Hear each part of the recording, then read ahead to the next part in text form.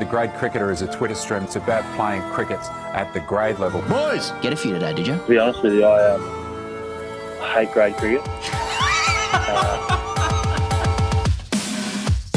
I went into to play for a team called the name escaped me. Obviously, sharing's always a big issue for young kids coming into a senior cricket team. I think it was like a witness league.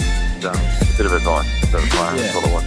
I refer to the great cricketer here and I'll say, this'll do a little bit early.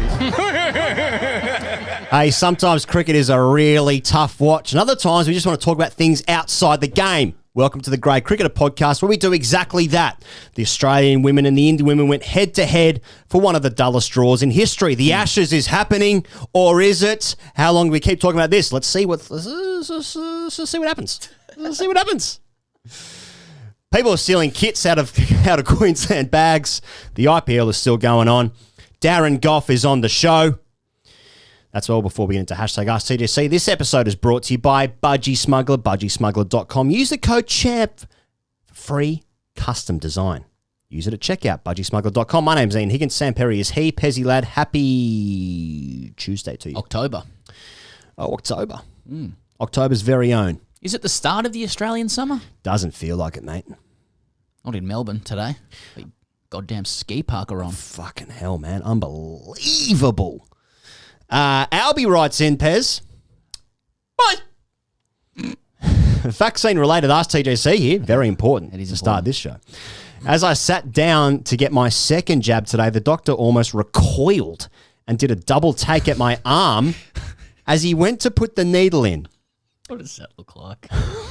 He turned away, put the needle back down, and then cruelly told me he'd have to squeeze my bicep because it was a bit small. Fuck. Fucking hell. How do I recover from this champesque move by a trusted and respected member of the community who's meant to protect me? While I'm now safe from a deadly virus, my fragile self-esteem has been absolutely decimated by a smug doctor wrapped up in enough mask material to cover a Sydney wicket. Thoughts? Well, I do have a few thoughts on this. Couple of thoughts here. Firstly, the premise here is that one's from this doctor is that one's bicep must be a certain size in order to receive this society enabling vaccine. I've not received this in any public health messaging. Yeah. From there was no leaflet through the post. Exactly.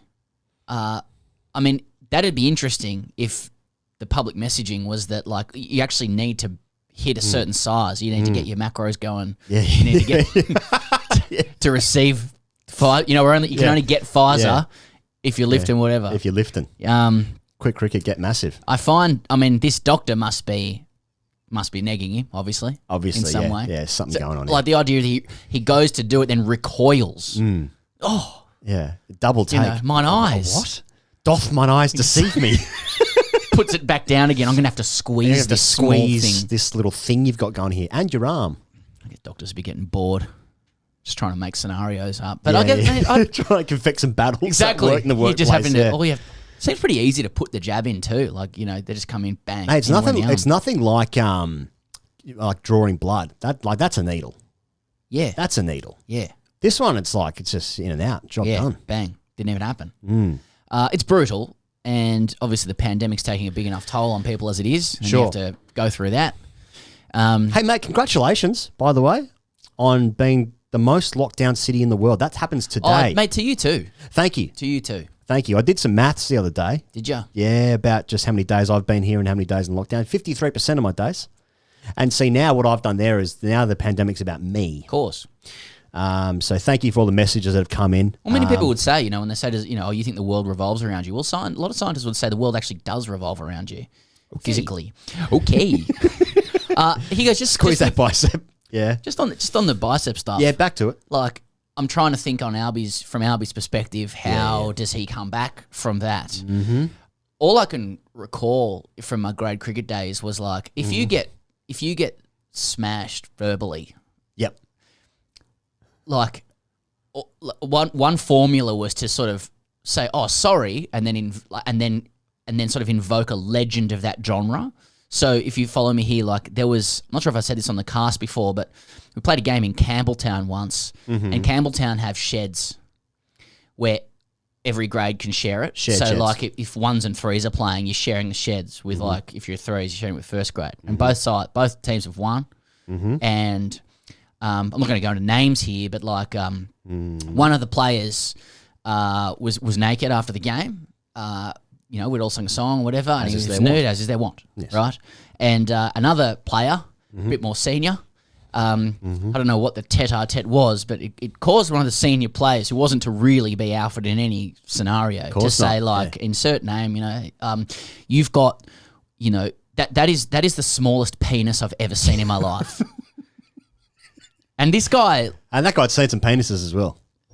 And this guy, like, he obviously, he owned it. And he said, oh, sorry, Ron Jeremy.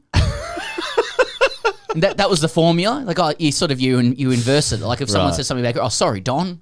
Yeah. Oh, sorry, Ron. Oh, sorry, Ron Jeremy. Yeah. Who is a pornographic actor who starred in 1,700 X-rated films. Right. And he's actually accused of some pretty bad stuff at the moment, but that's neither here nor there. But I'm just trying to think, like, did this doctor have a big biceps? You know what I mean? Like, you want to have big biceps to be able to squeeze someone else's guy. It's a bit small. Or an Arnold. Yeah. Fucking sorry, Arnie. That's all he's got. That's up. I know. I'm trying to help him. All right, Australia women, India women, Pez. This is one of the great examples where basically rain ruins the entire thing. There was some... As his crickets want. Indeed. Now, I've got to tell you, we did the live stream on the evening of day one, and we saw it absolutely piss down on the Gold Coast there. But I got to... So I said this on the stream, but I'll say it again. I just felt really good seeing an Australian captain walk out to the middle in a baggy green, wearing the whites. I recognise the colours, little trim, little Combank trim, the yellow trim there. Yes. Meg Lanning walks out in the Australian captain's jacket. Yep. She's winning tosses in Queensland. And I'm thinking, fucking how good. Yeah. This is it. Yep. This is it. I'm watching my team play again. This is what I want. The hue of the light of Queensland, Feels all of right. it. Feels right. Fortress Metricon. And then she says, we'll have a bowl. And I thought, okay. As everybody else did. Okay, we'll have a bowl there, yeah. Let's fucking send these. We'll send these in. We'll have a bat at night time. I like it. Okay. And then they had a bowl and I thought, geez, it's fucking flat. And then doing some research, it's another fucking drop-in wicket. Now, this isn't the only issue with the game, but can we fucking play a game of cricket which isn't a fucking drop-in? No, we can't anymore. Jesus. Because we need to use the grounds for footy. Oh, they're footy grounds, okay. But even on the Gold Coast, come on. Anyway. Any danger of a pitch with some life, with some character in this country? Gotta say. Anyway, India had a stick. 377 for 8, and they thought, well, that'll do us. We'll declare now. Mandanas got 127. Fucking unimpeachable. Just reminded me so much of Ganguly. Like the angle of the bat, the back lift, the back foot punches, the offside play. It reminded me so much of Dada. Of Dada. Yeah. Reminded me of Dad. He was good. Reminded me of Dad, in the backyard. Smashing a cabbage patch. Australia then 241 for 9 declared, and then the other, they sort of try and affect the game a little bit. India 135 for 3, and then Australia finished 36 for 2, and they called it a day. Couple of token declarations. They were doing their best. I don't know where to start with this, but I suppose that there's been a bit of conversation about Okay, before we get into the issues, India bossed this game. They were at no point were they losing. They bossed it. Yep. In front the whole time. And it's interesting. Australia just held on. In that context, because they should have won the second ODI. They won the third ODI. They've been bossing this game. It's interesting. Yeah, Australia's ahead. Yeah, Australia's ahead in the series. What is it? 6-4. 6-4. With 3 T20s to play. I actually haven't got written down when's that first T20 is. Thursday. Yeah. Okay. Thursday. Okay. Sounds like something to be a fucking secret sound on Triple M like 20 years ago. What's this sound? It's a man with peanut butter in his mouth. Trying to be a bird. That's what I was thinking. Yeah. Correct. You've won $75 and a voucher. Rashes. Okay. Now, there's been a lot of conversation about this, Pez, about the standard of the game or the place of the test matches. Now, I've got written down here this is the fourth draw in a row in the last 4 test matches that have happened: the 2017 Ashes, the 2019 Ashes. England and India played a game in Bristol this year. That was a draw as well. And now this one. Now, the problem with this couple of draws. with this one is that it was going to be a draw from not long after the first rain delay. Now, it's obviously only a 4-day test match, and it just pissed down. You lose so much time in the game. But it did just feel like it's in the context of the series where like it's 4 points for a win in this series as opposed to the 2 points for the other ODIs and the T20. So like the gravitas of the match has in the series can be, a deciding factor. If Australia win this game, then that's basically series over. A draw basically keeps both teams in it, sort of thing. So like you almost you risk a lot by attempting to win then lose. Do you know what I mean? Yeah. So there's that as well. We're not used to test matches commencing with context outside of the test itself. I mean, I know you can do it in the context of a series or whatever, but yeah. Now, there's also a thing where like the women hardly play any test matches, and basically everyone in world cricket is saying like, we've got to play more test matches. Test match cricket is the thing. And then when you have like the last 4 games where they just be draws, and this one specifically where it was going to be a draw from so early out, it just feels like there's something, it feels like a letdown. It feels like it's a letdown, and this comes into the context of what is your sport. Now, of course, everyone wants the women to play more test matches, baggy greens, give them every opportunity to play the highest level of cricket possible, right? But cricket and sport is a television product, and if you keep making games, scenarios, pitches, whatever, where it's not interesting for people to watch, the women aren't going to get more of an opportunity to play more test matches. So I don't know what the answer is, but it seems like the men had like 100+ years to figure out the brand of the game to make it a TV product, and now the women are like getting into it in 2021, where it's like, so they're disadvantaged. Do you know what I mean? Yeah, I think there's a lot to separate within that. I wasn't should have batted first. Very easy from the armchair, isn't it?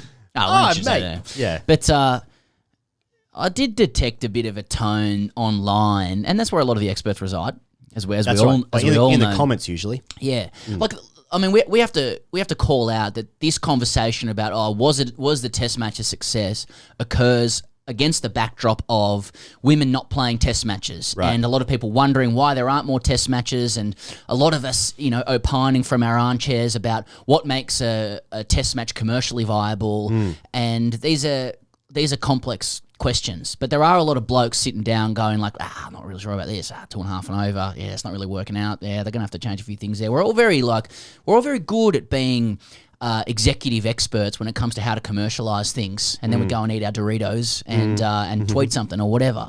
And I think what's interesting about this one with the women's tests, I think the first thing to call out is what you said. Like, there's a lot of safety to it. Like, to start with, there's a lot of good about the game being on. Yeah. To start with, like, I watched a fair bit of it, just speaking personally, but like, I wouldn't say I was engrossed the entire time, but like, I liked, the aesthetic. I liked, like as you said, I liked that it was on. I liked that Australia was playing a game of cricket. It's a start, like more broadly, like we were just talking about this off air, like Australian cricket international cricket doesn't have a heap going for it at the moment, the men don't play. Everyone around the world hates us. We'll get to that in a second. The team's in bits at the moment as well. Yeah. The women are the best thing we've got going for us at the moment. They were on, they were playing. Elise Perry, added another, and that's how does it get much safer than Elise Perry in cricket at the moment? She's coming off a bit of bad form, but what's she gone here? Another unbeaten test innings, so she's gone 213 not out, 116, 76 not out, 68 not out. Her average is 86.62. She took her 300th wicket. Great. I'm fucking letting that wash over me. Fuck yeah. Had a couple of drinks on Saturday night. Great. Wake up to that. Good. Let that wash over me. Fucking binary code. That shit.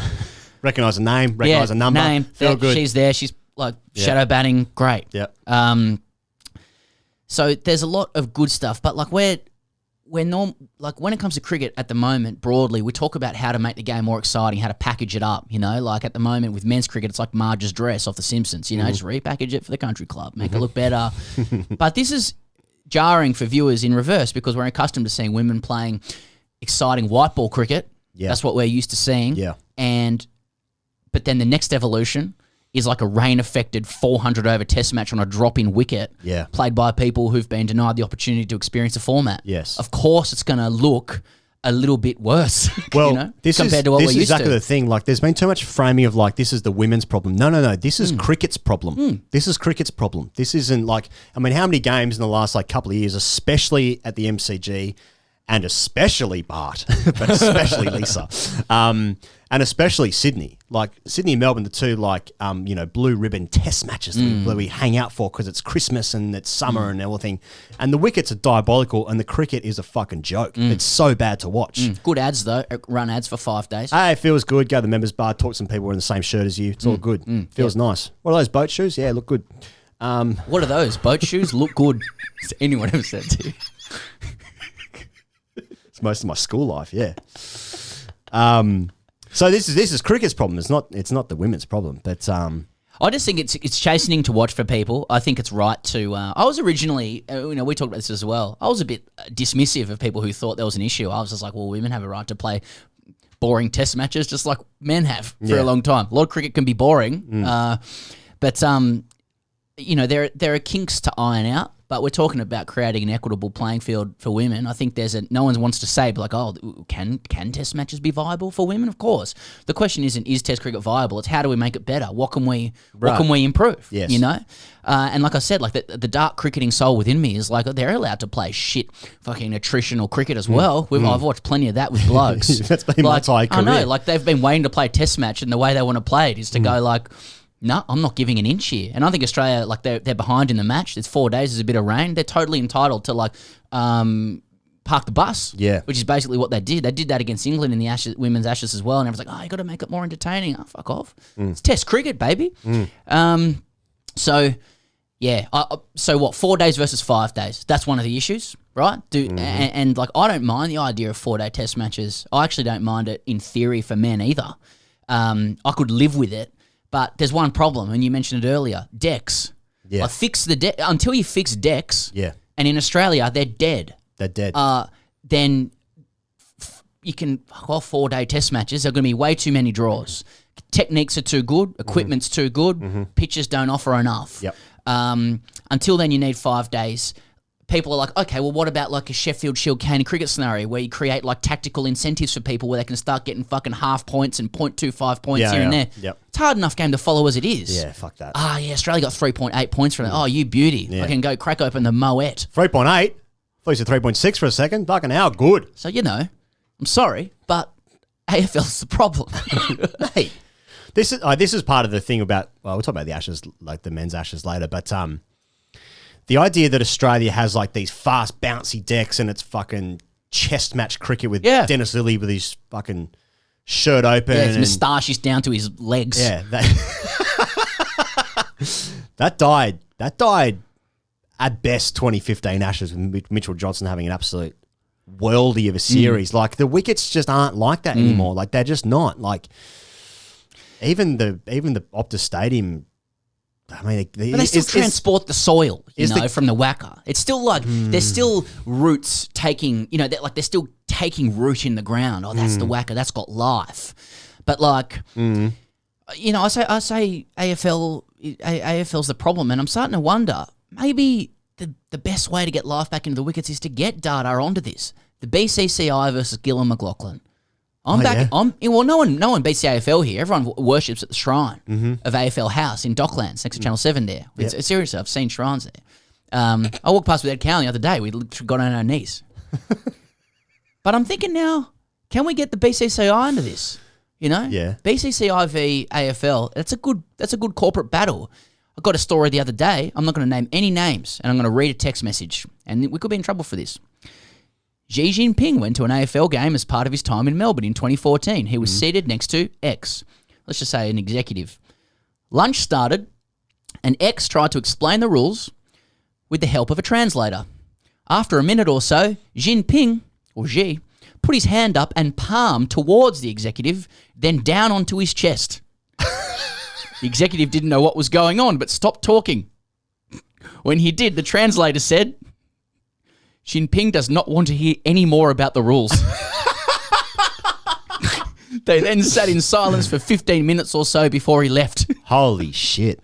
We need to get some big international players in to start the process to get some life back into our wickets. And then women's 100%. Test matches can take off. So the answer is Xi Jinping and the BCCI. That's what I was going to say. Sorry. So we're giving China coal, right?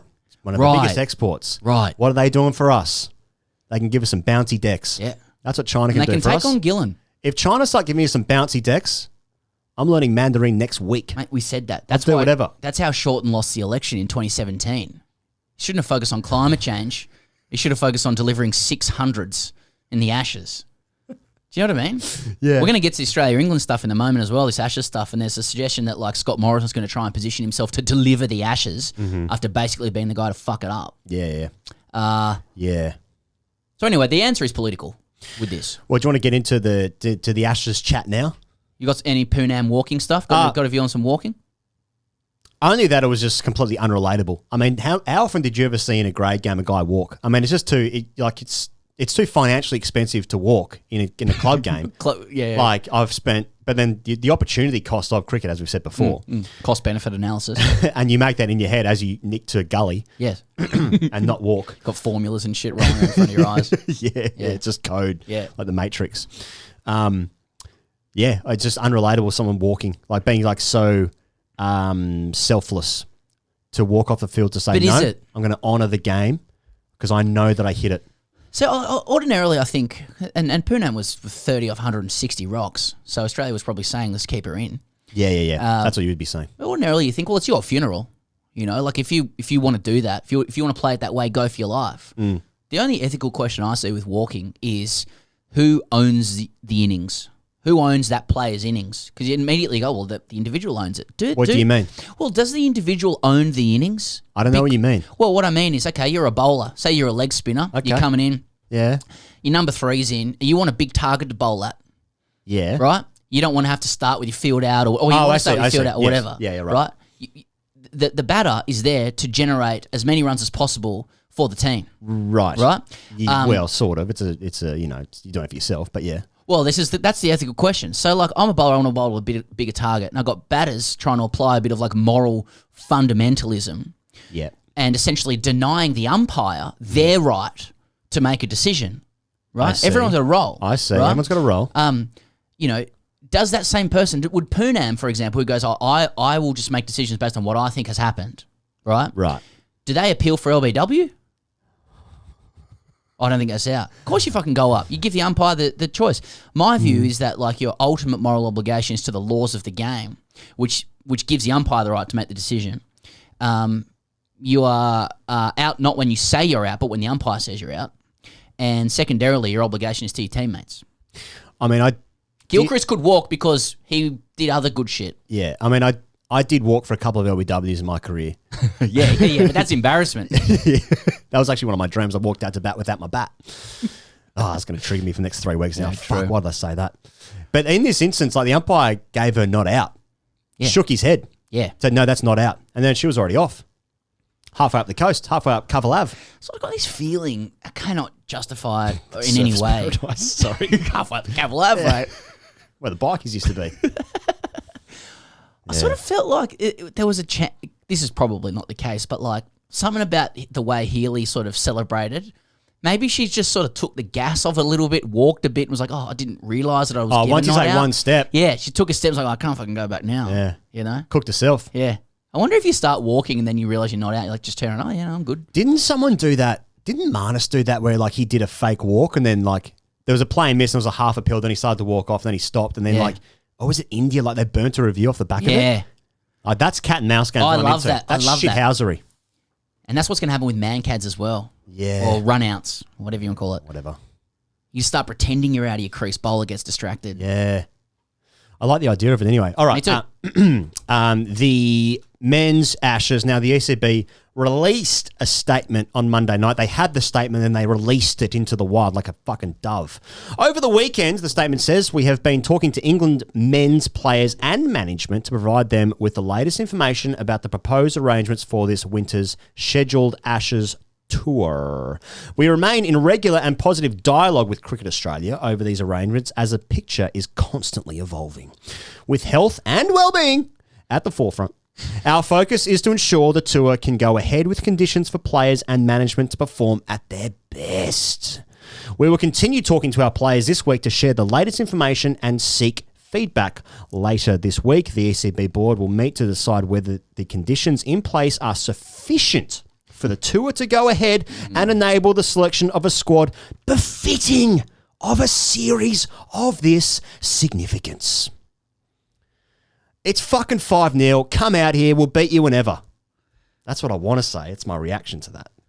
I mean, it's got to work through the chronology of this as well, because they made a statement last week saying we're going to make a decision this week, and then they didn't, and then they've made another statement. Push it back. Well, they've just come out in public again and gone, we're still thinking about it. Well, still a couple of conditions that need to be satisfied. In grade terms, it's like, thinking about not going around again next year. Yeah. You know? Yeah. I want $1 a run. But what happens? They always go around again. Well, it's hard to conceive of this as anything but like brinkmanship. Yeah. I mean, this is give us some more concessions, right? Like, and the media are like swallowing it up. Like, the idea when you put this extra statement out is to get people writing, the Ashes may not be on. Like, Cricket Australia, you got to deliver more for us so that we come. And a lot of media are doing that. Why does it still feel like colony shit? I'll get to that. We'll still fucking tell you what's going on.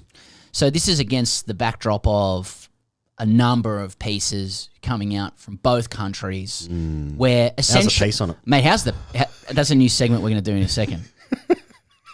But the entire issue of the Ashes is I think it's like strap in for the next fucking 3 months of this shit, by the way. Oh my God. Right? Yeah. But this is ostensibly about how both countries have dealt with the ravages of the pandemic in their own ways that have like crippled health and economies. But we are now going to run it through the old tropes of boorish, unsophisticated Australians and whinging, uppity, entitled Poms. That's right. All right? It's like I'm already seeing some fucking 2 world wars and 1 World Cup shit. You know, it's like Oliver Brown in the Telegraph, which is an interesting article. You know, Australia's zero COVID doom loop. Images of fathers handcuffed in a Sydney park with his infant daughter. Yeah. A country once celebrated for its subversive larrikin spirit has been paralysed for 20 months by the fantasy that it can insulate itself indefinitely from a global pandemic. He's quoted an academic saying that we're the hermit kingdom of the South Pacific. Everything in the article he says is right. Yeah, it's pretty good. It's bang on. But then, you know, when you've got the ECB like chair saying like, we'll need CA to deliver for us. It's like... Kiss the ring. Kiss the fucking ring. Yeah. It's like... Oh, sorry, it's got a message saying that Cam Green doesn't want to do our show. How big is he? Well, we're going to have to wait to find out. He's fucking too big for us, apparently. Exactly. Get a big old head in the studio. I'm not sure that was the exact message, but they're unavailable. So, yeah, when you get the ECB chair essentially saying Cricket Australia is going to have to like kiss the ring to get, Mark Stoneman out here. Yeah.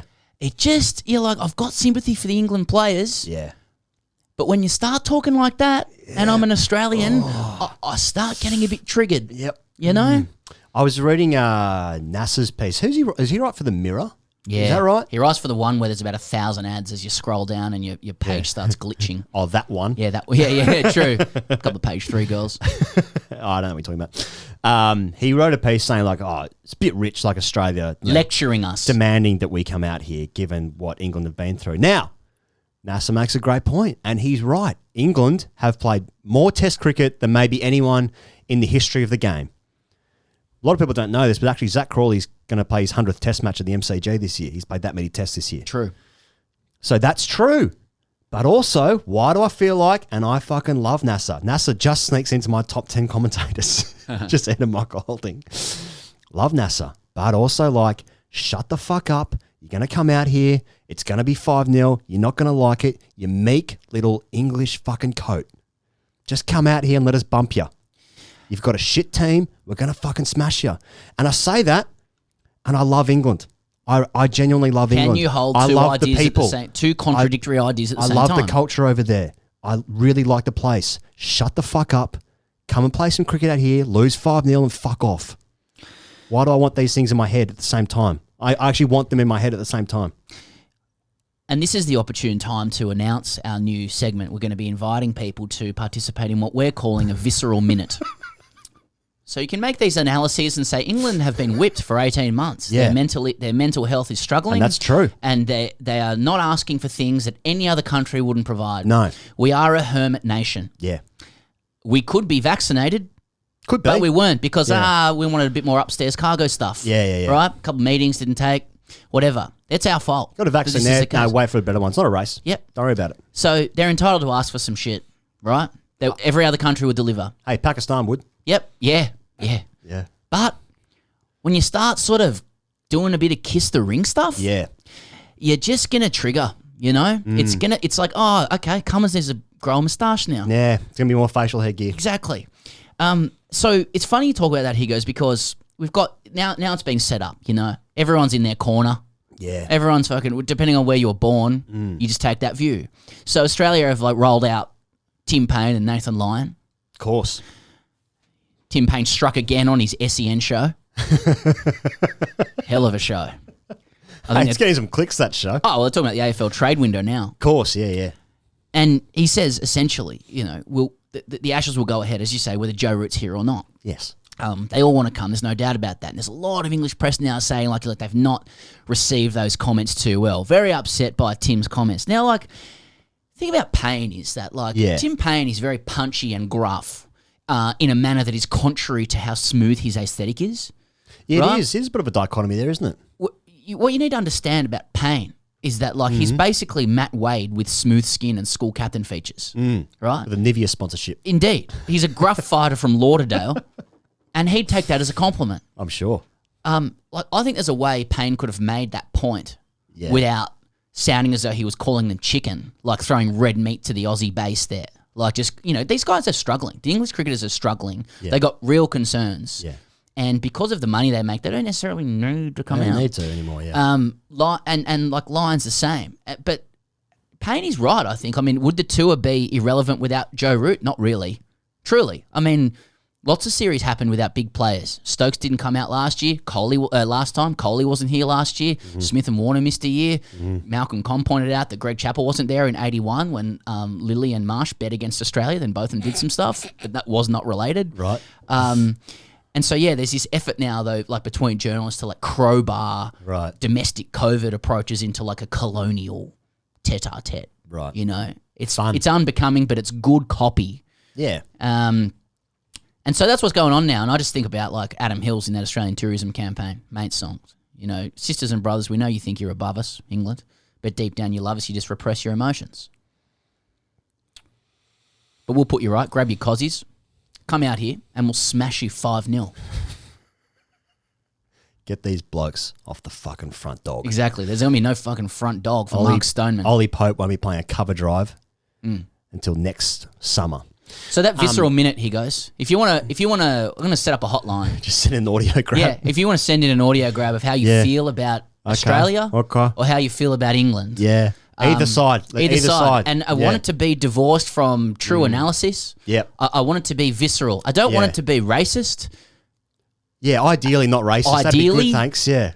But just tell us how you feel about the other country. Leave stats out of it. No any stats. It's what's in your brain. Yeah. What's in your brain? What's in your brain? Viscerally Visceral when you think about the other Because we feel sorry country. for England, but also 5-0. We want to smash you hard when you come out. It could be this year. It could be next year. It doesn't matter. It doesn't matter. You can't hide. Yeah. You can run.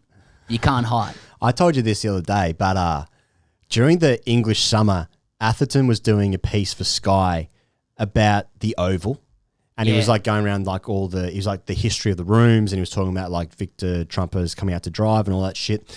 And and all that shit. Yeah. And he literally just said the word Australia. That's all he said. And it was in no way derogatory. Yep. It had no connotations to it. He was literally saying the country where Victor Trumper was from.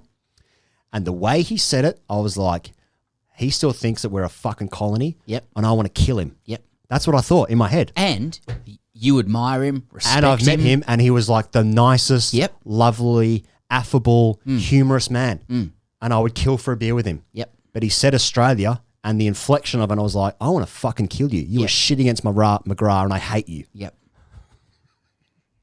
Imagine and then I had to lay down for a while. Imagine the mood out here if they were given special exemptions. You know? Oh, I reckon that'll go down well. People will be baying for blood. Not that they can go to the game. No. Mate, Through the TV. These angry tweets. Yeah, real angry. Well, this is day 245, I think, today. 250, something like that, lockdown. So it's been a minute. It's been a minute since we've been allowed outside. Just an ancillary point to this, Higgos. Mm-hmm. So, like, cricket, because no one plays anymore. No one plays. Like, international cricket is now just a big negging contest. Like, the question is who can pull out from whom, as everyone's saying. Right, yeah. Right? Yeah, I've read that a fair bit, actually. Yeah. That was in NASA's piece. Yeah. So India's rightly number How's one. the piece on it? They're at a test match. How's the piece on it? They're at a test match. India pull out of a game in England. That's right. On the mother country of Test cricket. How dare they? They walk away. Yep. So they become the alpha in the power rankings of international cricket negging. I think they probably were, but yeah. But sorry, you're right. They didn't become it. yeah. They assumed that a few decades ago. Yeah. But who's number two? Yeah, that's the interesting because one. I was always wondering, who's the best of the rest? And it looks like, England are making a big play right now to be the ones pulling out of Australia. Like, we don't need to come to you. You got to play hard to get for us. You got to work for us. Yeah. But in a week's time, if England come out, does it flip? It's like, you guys are always coming. But then what about if Australia then goes to Pakistan, which they probably won't, but if they do, then it'll be like, see, England was scared to come here, but we're fulfilling our commitments. Does that lift you up in the alpha? But if England didn't go to Pakistan, then they would claim they didn't need Pakistan. I didn't need to go to that party. I didn't need to. Yeah. So it's like, who can play? Like, the less cricket you play, the more alpha you are. The more alpha you are. It's like being fashionably late. It's, what is it? Something breeds demand, absence, whatever. So it looks like England... Scarcity breeds demand, so thank you. India, England, Australia. Is England above Australia in terms of, like, rich alpha rankings in world cricket? It is an interesting one. I'm not really sure. Yeah. We're going to find out. I think England have the history of it. Do we need England more than England needs us? And who is the special relationship with India? Because England thinks they are. Yeah. Who does India prefer? Who does India think is their real partner in terms of negging everyone else in world cricket? I don't know if they have any partners. I think they just like enjoy smashing everyone. Yeah, they don't care. They They laugh. Yeah. The whole thing. There's a lot of people in the comments going like, I think clearly the biggest rivalry now is the Border Gavaskar Trophy. Yeah. Just cool your jets. Cool your jets. You guys got enough cricket. Yeah. Cool your jets. Let us do this. Just leave this alone, all right? Yeah. Poor New Zealand. Yeah, Kiwis, whatever. I'll tell you what, the BBL's looking good this summer. They'll get all those international players. Yeah. Well, it's going to be interesting when England pull out and we get 18 ODIs against Pakistan to cover that. So that is going to be good. And Really be played all at Marvel Stadium. It's brinkmanship. This is brinkmanship. I also had that it's quite an interesting turnaround. That like now I just said how much I wanted to kill Mike Atherton, right? Yeah. And I understand. You speak for a lot of Aussies when you say that. I understand, and NASA as well. And just to be clear, it's nothing to do with who he is. No. It's a trigger. It's a trigger. It's a colonial trigger. And so I understand the Tim Payne hate, from overseas, like the Indians as well, like very unpopular. England as well, just certain comments and stuff because like people are now defending Kevin Peterson. He's now the deferred. It's a fair few mental gymnastics to contort yourself into defending KP. Real twists. The thing with Payne is he does good stuff for the Rhinos. He does. I also saw that the MCG pitch is being installed this week. Yeah, great. So that's good news. Yeah. It's being installed this week, mate. Oh, The Melbourne Cricket Ground, their pitch is being installed this week. Like fucking new software on your computer. Fuck me. Fucking update it. Like an Norton antivirus. All right. The Sheffield Shield, the WBBL, the Marsh Cup.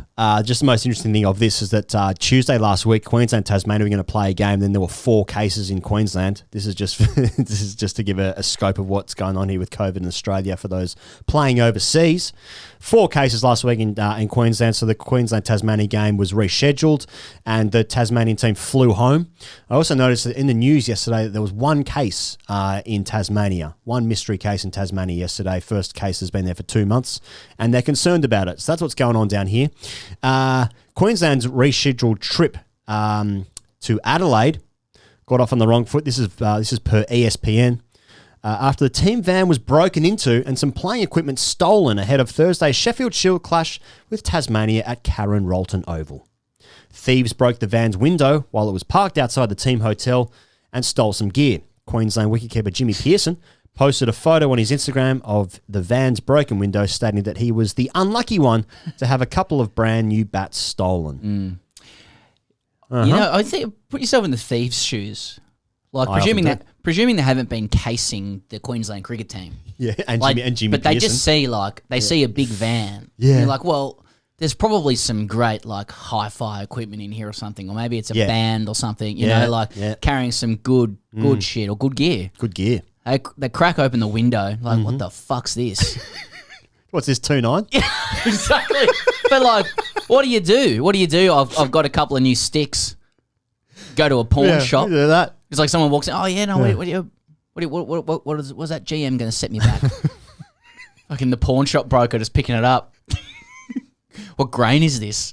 You know what I mean? Two-tone? Yeah, that's right. Do you reckon the thief knows how much it's worth? Whatever. What do you got there? Squirrel grip? Yeah, exactly.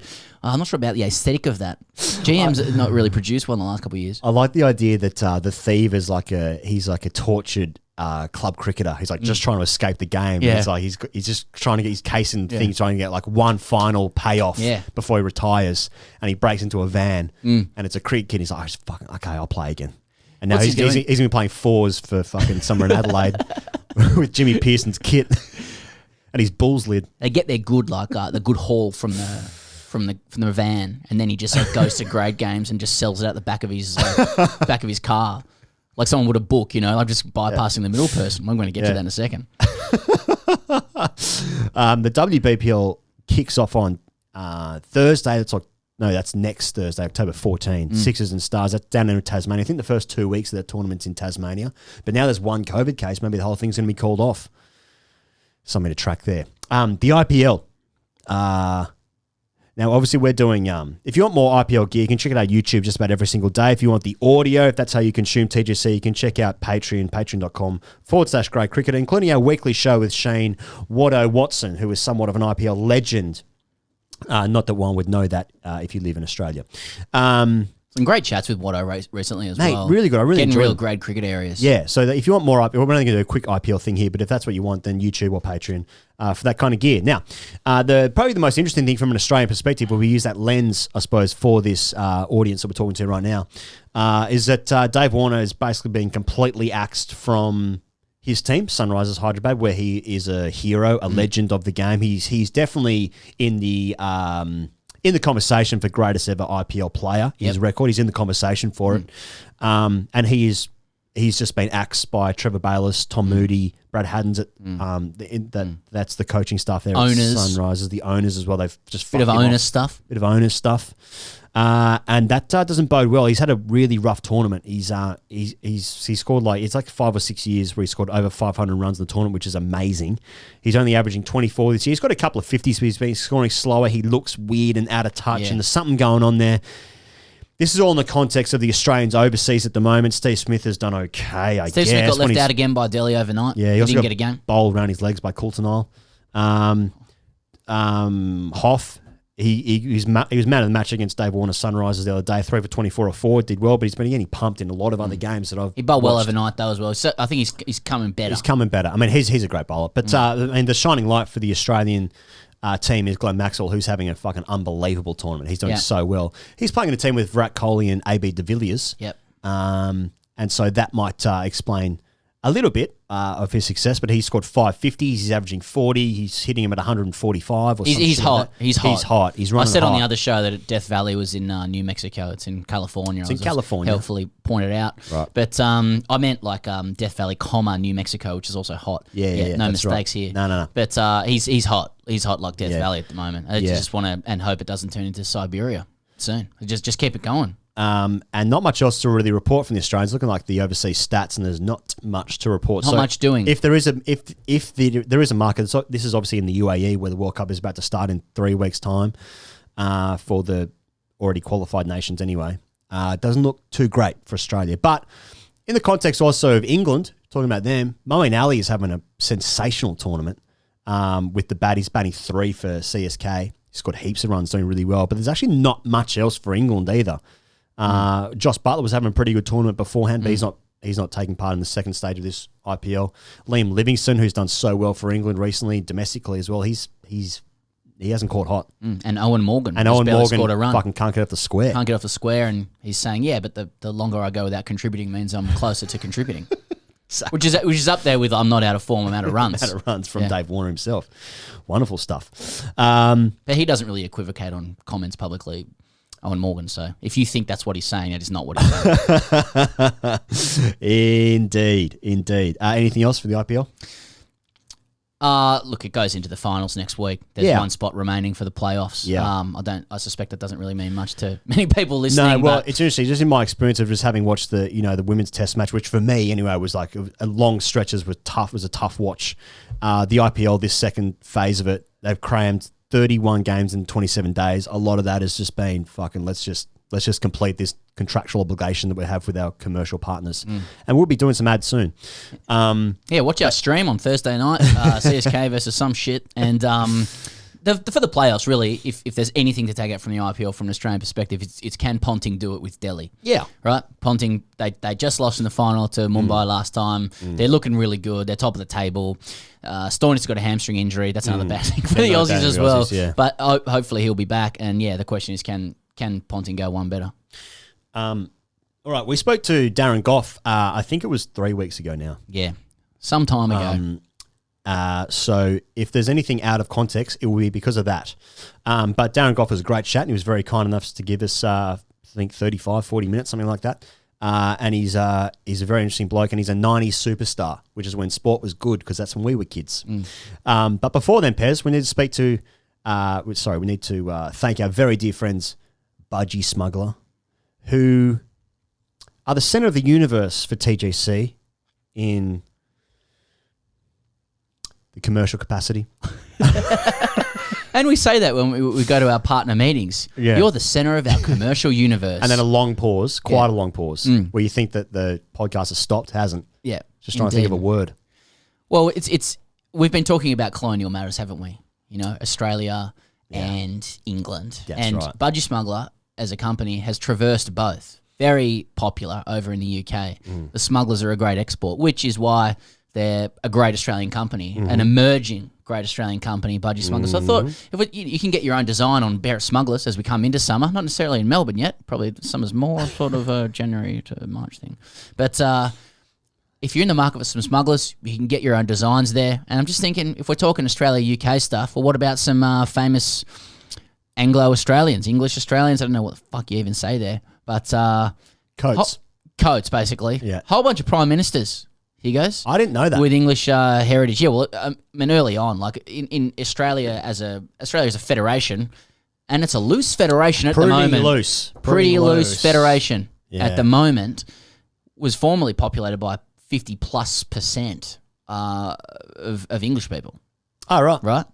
That makes sense. With the records that were taken. And yeah. yeah, no issues about that. No. Billy Hughes, 7th Prime Minister, born in London. Earl Page, his father's from London, 11th Prime Minister. Robert Menzies, his maternal grandparents are born in Penzance, England. Right. Harold Holt, English descent. I can go. Yeah, I remember Harold Holt. Yeah. He could have actually used some budgies when he went for a dip. Gough Whitlam, English descent. It goes all the way through. You know I mean, Tony Abbott's dad is English. There's nothing going on there. You know when Harold Holt got when he just disappeared, and the conspiracy theory of the day was that he was picked up by a Chinese submarine. That's right. That's still the theory. Do you know how fucking scary that'd be if you were going for a swim and a submarine pops up? Yeah, how does a submarine I guess a submarine just parks itself a little while away, and then a couple of scuba divers come and grab you. Oh, is that how they do it? Yeah, that's how they do it. Because when you're kidnapping someone at the beach, off the back beach. I've been to that beach a few times. Have you? Is it down here, is it? It's in Portsea. Oh, right, okay. Yeah. Oh, you're sitting off the coast there. Oh, off the back beach. And the waves there are pretty big. Oh, the back beach? Yeah, he loved to swim, Harold Holt. I love but the it's dip. pretty funny when you go to like a Harold Holt swimming pool. You're like, not sure about that. Not sure about the memory. Let my children in there. Yeah. A couple of Chinese subs might pop up. But we got those nuclear ones now in 25 years or some shit. Yeah, exactly. That's what I was just about to think, yeah. So there wouldn't have been like nuclear technology. We went into partnership with a country that might be a failed state in 5 years. The United States. Why would they be failed? What are they up to? Oh, Did I miss something? well, yeah, I think the next president will probably be Trump, and then there's just going to be bloodshed and civil war. Yeah, Facebook was down this morning. That was pretty stressful. Yeah. So use all of that as inspiration for your smugglers. You can get, what is it? 20% off? 50% off? Custom design? No, it's custom designs of about £50. Yeah. Yeah. $100. Using the code CHAMP at budgiesmuggler.com. Here goes this interview coming up. Is brought to you by our great friends at T20 Stars, which is founded by Shane Watto Watson. Yeah. Later today, we're going to do a bat review. Oh, yeah. And he's worried about that, to be honest, should because be. we haven't confirmed or denied how we feel about the stick, No. which I've used. Yeah, you By have. the way, Yeah, I've gone to the nets. I didn't say. He asked me how it was. I said I won't tell you. I'll wait till the bat review comes out. That's how I speak to Shane Watson. Yep. Yep. Sorry, who's this? Yeah, exactly. Yeah. You've made a big mistake there, mate. We chased you for a long time to get on this show. Yeah. And now you asked for something. Yeah. So that bat review's coming out later. Yeah. I mean, we'll put it up on Instagram, but is Instagram even working anymore? It's working now. But checking out T20 Stars. So last week I said that the stick is 50% off what you normally pay. I was politely corrected that it was more like 30%. Okay. Yeah. But I said back to our partners, I'm just rounding up, baby. Yeah. And the good news is, though, that Watto has confirmed that he will knock in your bat personally at your doorstep for you. So that's amazing news. How good's that? Anywhere in the country, he'll come free. Great. Looking forward to another text now going, Shane will not be doing that. Please make that clear. He's got time. He's got time on his hands. The thing about this kit is that it is genuine high. Like, I didn't believe that you could get high quality cricket equipment at a decent price. I know that sounds really cliche. Would you say there was unbelievable? Yeah, I mean, unbelievable. Sorry. You can get them at good prices, and Yeah. you get free and fast delivery. And guess what? Like, people go, okay, but I need to pick up the bat. I got to pick up the bat. Guess what? You can. You can. And if you don't like it, free return. Free returns. Free return. That's a good deal. That's legit. For an online business, that's legit. In the 21st century, Yeah, where we yeah. do everything online, Yep. so it's fit for purpose. Yep. You don't have to go into a store anymore. You don't have to go into a bricks and mortar cricket store. I hate stores. And get eyeballed to the fucking nines. Yeah. Eyeball to the nines? What's this bloke doing? He's eyeballing me As to soon the as you nines. walk into a cricket shop, the assistant there is looking at you, trying to. He's over your trying to shoulder. weigh out. Everyone's Where do what's you this bloke like? play? Exactly. What does he look like? I'm looking you up and down. How does he walk? Yeah. Everyone else is there trying to pick up bats, trying not to be self-conscious, but also trying to smash the bat into the But ground. you know what you're doing as well as the grade cricketer. As a grade cricketer. Yes. Not you walking in as the grade cricketer. I do that though. I say that to my Just go- wife just when go- I walk in with her. I'm the grade cricketer here. Is that hot? How many followers have you got? Comes into heaps of cricket stores with me. Yeah. Yeah. But you're doing the same thing when you walk in as a grade cricketer. You're making the assumption of other people in the store as well. Is he bigger than me? What's this store very clerk draining. doing? It's exhausting. It's very exhausting. It's fun. Actually, It's a fun game. Oh, very fun game, Yeah, especially yeah. when you go in as the grade cricketer. I'm 36 and I'm an internet person. So I actually carry a blue tick with me wherever I go. when I worked at Telstra many years ago, there was all this chat about like how to work through the issue of people in call centers, and like, What's the issue? well, a lot of people get upset that they're not talking to someone who's English, whose English is good or whatever. Okay, this is obviously part of the ad. To interject, I called Medicare the other day. Everything's fine, don't worry. But before, like, I got connected to Assistant. Thank you. Someone. Like, I got all this messaging and being like, don't abuse the person online. If Yeah. you swear at them, if you abuse them, they're hung up on you, Yeah. blah, blah, blah. I was like, if they have to, like, have that message, they must get that, like, all the time. Oh, it's huge. It's a huge issue. And I think rightfully so, because, if I have to wait, like, 3 minutes.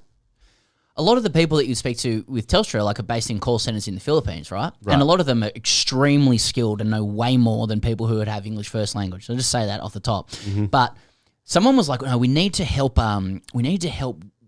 Like work these call center operators to be a lot more like civil and better to speak with and blah blah blah blah." And someone was like, "No one wants to talk to anyone on the phone anymore." This person was right. No one wants to talk on the phone anymore. You just want to do it in solitude, in your underpants or yeah, whatever yeah, it yeah. is. And I think Watto... Under a blanket. Exactly. And the T20 Stars team is tapping into this. You should be able to get a stick in your underpants online. Finally. And so if you want to do that, go to t20stars.com. No fuss selection and ordering process. It's founded by Shane Watson. Ditch the old school shops. Yeah, and it's affordable. Finally. Affordable Finally. cricket gear. That's good. That's good. And Whole we'll range of support sticks as well. It's not just one bat. Whole range of stuff. Where is it? T20 Stars. T20stars.com. Here he is. Here's Darren Gough. Ladies and gentlemen, a very special guest with us today. As a kid growing up in the golden era of Australian cricket, or as kids, he goes, I'll speak for you here. We could detect that this guy seemed like the only one that the Aussies respected in that era, the only player, the only one they liked.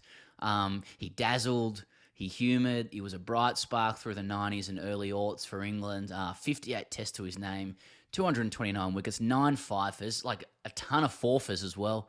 Go with 159 ODIs, 235 wickets there at 26, 855 first-class wickets overall. It's Yorkshire and England's finest, and also the winner of Strictly Come Dancing in 2005. Darren Gough. Goughy, welcome to the Grey Cricketer. I'm glad you saved the last of the best till last there, guys. Strictly Come Dancing champion, and you missed the Champion of Champions 2009, where I beat Ram Prakash. So all those people who keep saying Ram's a better dancer than me, do one. I beat him in the Champion of Champions. He's never going to live it down.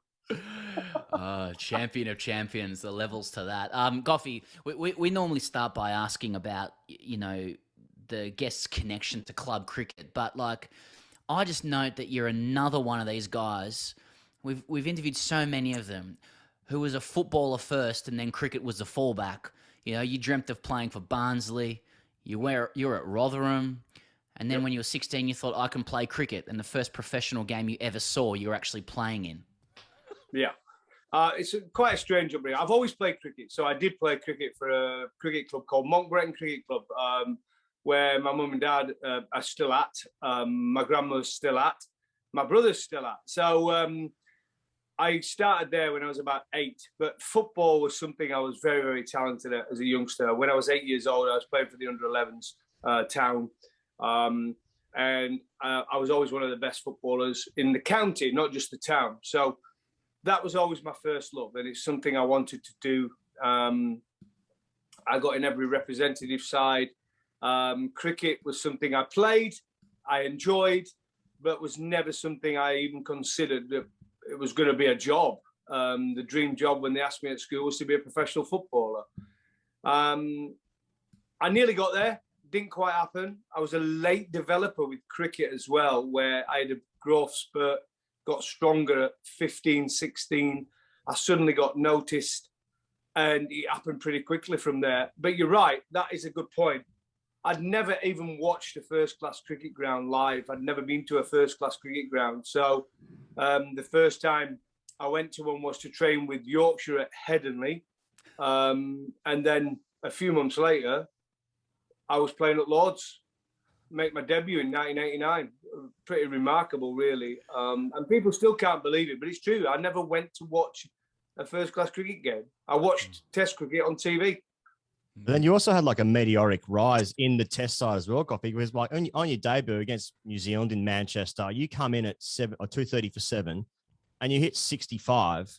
You played 58 tests. You only ever did that one more time, going past 50 one more time. I mean, did you think about identifying as an all-rounder after one test match? No, not really. But no, listen, I underachieved with a bat. I think that's quite an obvious statement. When I first started, I was probably a genuine number 11.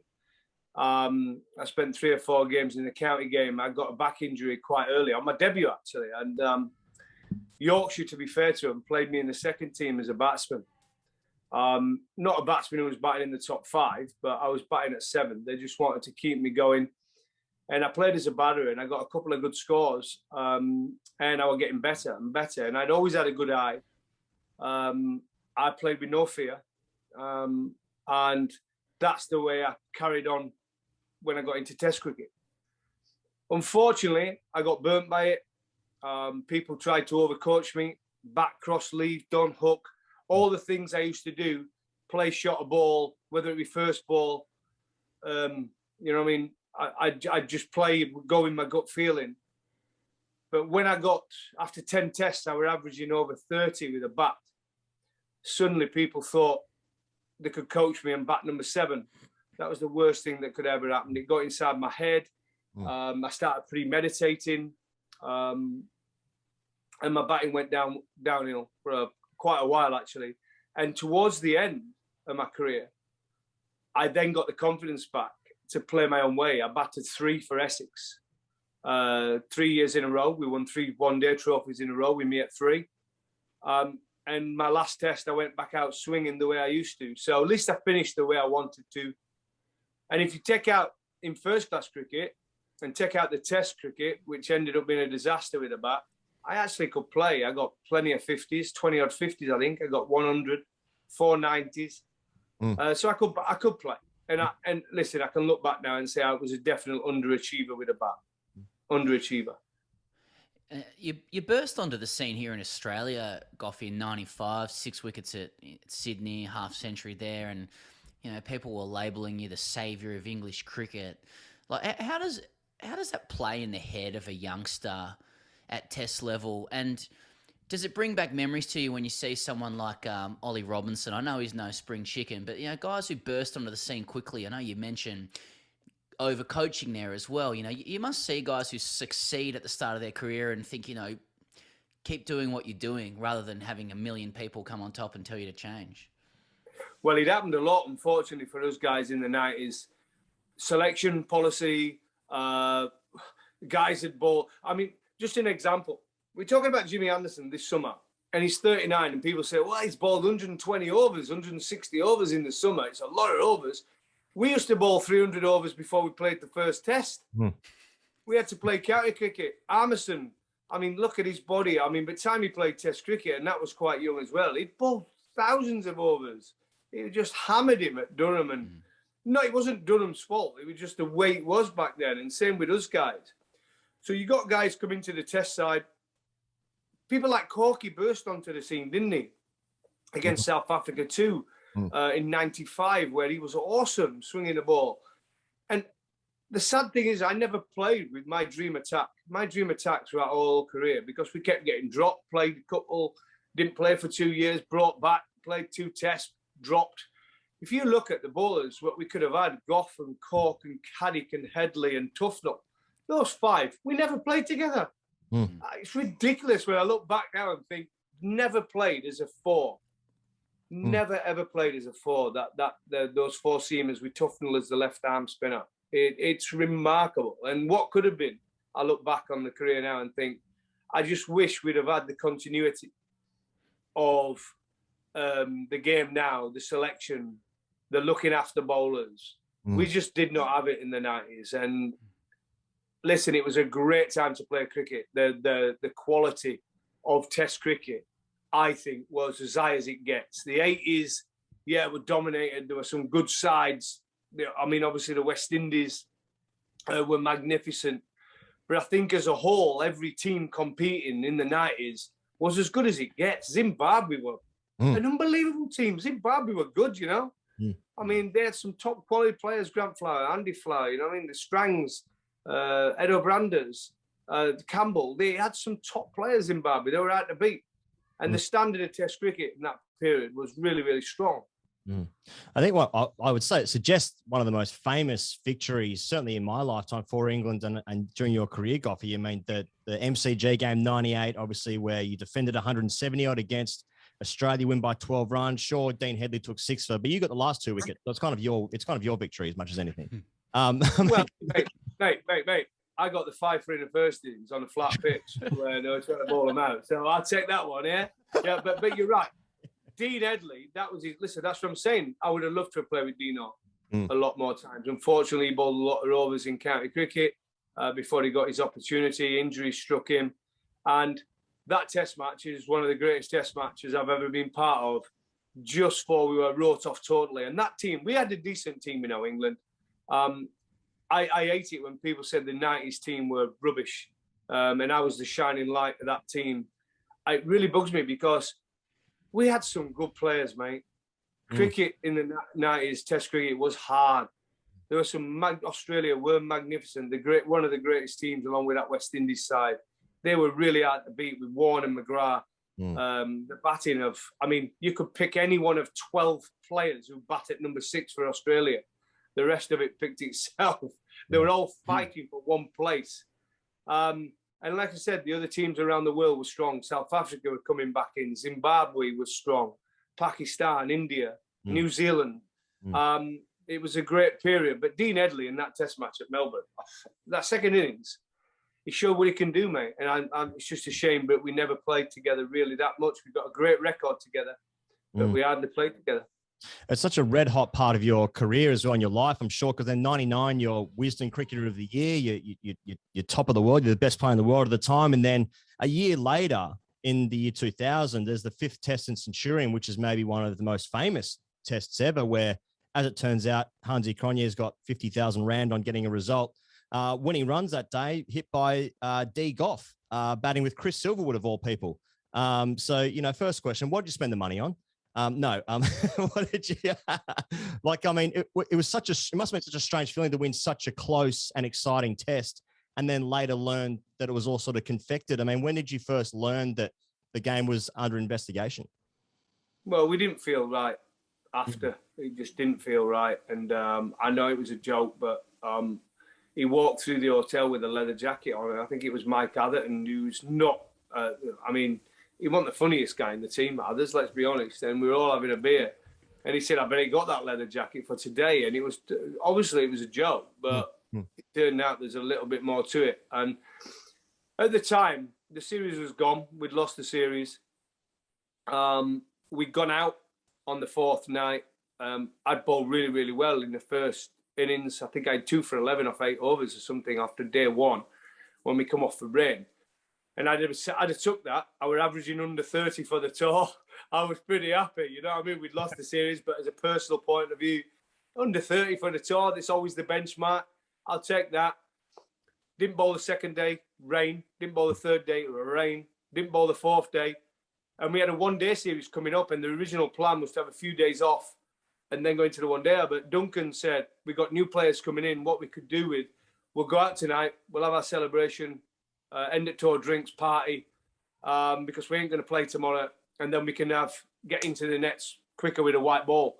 So all the boys, we went out in Santon to a steak restaurant. We had an absolute ball, great evening.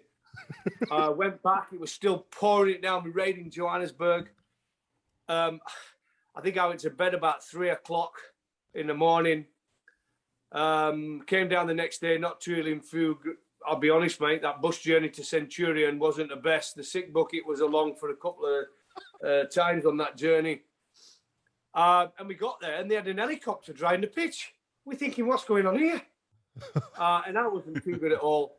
And we ended up starting, I think, half an hour late. I mean, nobody could believe it. And Nasser, being Nasser, where he was with me, made me bowl that morning. And I ended up with 2 for 68. Took me over the 30 mark, and I wasn't so happy with him. And then they declared, and then he made me pad up, said I was going to be the pinch hitter, batting at number 3. I said, are you having a laugh, mate? Have you seen their bowling attack? I ain't going in against that. And I sat there all day with my pads on, because he said I was going to go in. But I did end up going in and hit the winning runs right at the end. But yeah, what a strange game. It was a great game. Listen, don't get me wrong. If the idea of the game was to get a result, either way, what a game of cricket. Absolutely amazing for the people who came up that day, thought we ain't going to get any play. It's going to be called off before play starts. Not going to be nothing in. Series over, England lose 2-0. And it ended up being an absolutely fantastic day's cricket. Unfortunately, it was contrived that way by what came out after, where somebody got a few quid for doing it. And it was a sad, because Hansi Cronje, I met him on a few occasions, played against him, terrific competitor, really enjoyed his company. On the first time I played against him in England, 95, I think it was. And then something on 96, I can't remember when it was when I first played against him, it might have been 94. And then he suddenly, he did change. He did change over the years. And it's such a sad, because like I said, a great cricketer and a great cricket brain. And it was just so sad, but it ended up being that way. Goughy, you mentioned a good night out at one point there. You know, when I was just thinking about putting questions down for you and where to direct them, like I just kept coming back to you being just the charming, like affable, charismatic star of England cricket in the mid to late 90s. And I don't know why, but I just keep thinking It must have just been such a great time to be a sports star in England at that time. I don't know if it's because it's the Beckham era, Spice Girls, the late Princess Diana, pre 9/11 innocence. You know, can you somehow try and like capture the experience of nightlife and celebrity in England in that era? And like, I know the money's better now for players, but you must surely prefer having been a celebrity in the prime of your life back then than being one now. Well, yeah, two ways. Financially, I'd love to be a cricketer now, earning the dough these guys are earning. I mean, people send me a message all the time saying, God, can you imagine what Darren Gough would be worth in the IPL now? Yes, I can imagine it, and it bugs me. But obviously playing in the 90s was terrific, mate. I will be honest. It was a black. I came from a football world, right? And I'll never forget my debut playing for Yorkshire, first class, 1989. Rocks up. We goes on the train from Leeds to London. Guys are drinking beers there. And so we gets to London. I'm half cut. We goes out that night. Must have had 5 or 6 pints. Probably a kebab. And I'm making my debut next day. Big bacon sandwich for breakfast. Cup of tea. And then you go out and make your debut on 6 or 7 pints. Full bacon sandwich. And play your debut, and that's what it was like. And then after the day's play, you go in the local bar at Lord's, which we did. You drink with the opposition, chat, talk to some of the greats of the game, overseas players, Desi Ains, who they had, and you just chat to them about cricket and Gat. And Gat was playing that game, and I'm there thinking, I can't believe I'm chatting to Desmond Ains, I'm chatting to Mike Gattin, but that's what it was like back then. You just chat to everyone. I've got a picture I put out on social media yesterday of me just looking at Malcolm Marshall. I'm playing against him. I think it was about 96. And I'm thinking, Christ, that's one of my heroes. And I'm looking at him like, and I never forget that. Having to sit down with Viv Richards in Cardiff, playing against Glamorgan at the Beverley Hotel across from the ground, just a little bed and breakfast. And he sat out there just having a glass of rum, whatever. And you sat with him after the game, having a chat to Viv Richards. I mean, what is that about? It doesn't happen these days. I coached England as a consultant who went over to New Zealand last year. Different ballgame. I did my usual stuff, go back, have a shower, because you have a shower at the hotel now. You don't get showered at the ground. You have a shower at the hotel. You travel back on the bus in your kit, your England kit, get a shower.